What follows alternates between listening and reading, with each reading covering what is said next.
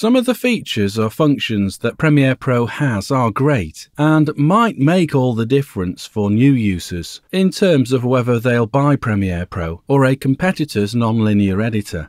That said, there are functions within Premiere Pro that aren't exactly deal breakers or even headline grabbers in terms of the latest and greatest functions. But the longer you use Premiere Pro, you'll grow to love these ostensibly minor functions because they'll make your workflow that much more streamlined and much more efficient. One such function is the ability to have Premiere Pro detect duplicated content used on the timeline. I reckon 99% of the time you won't want to use the same clip or part of clip more than once in a sequence.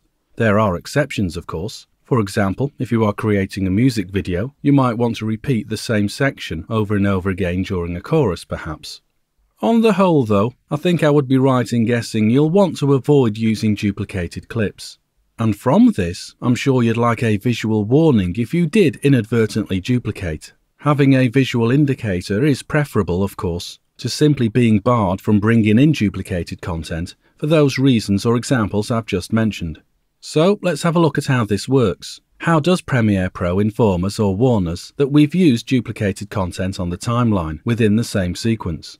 Well, it's easy enough. See this wrench button here? This is the Time Display Settings button. Select it and then roll to here, where it offers to show duplicate frame markers. Once you do activate that, well, initially, you'd be forgiven for thinking it hasn't worked.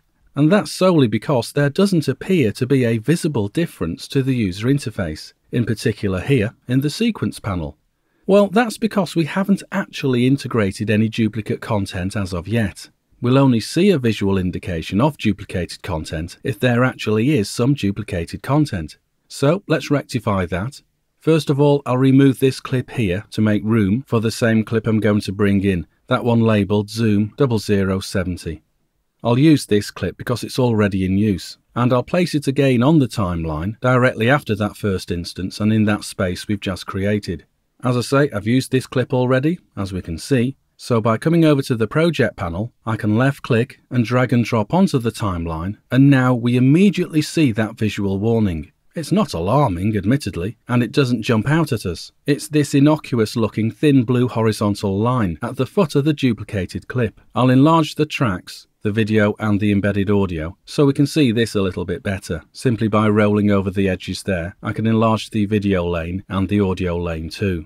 Okay, so as I say, it's not a deal breaker, but it is a function you'll come to rely on in case you are editing a long project and you don't want to go back and re-edit because you've inadvertently imported onto the timeline some repeated or duplicate content.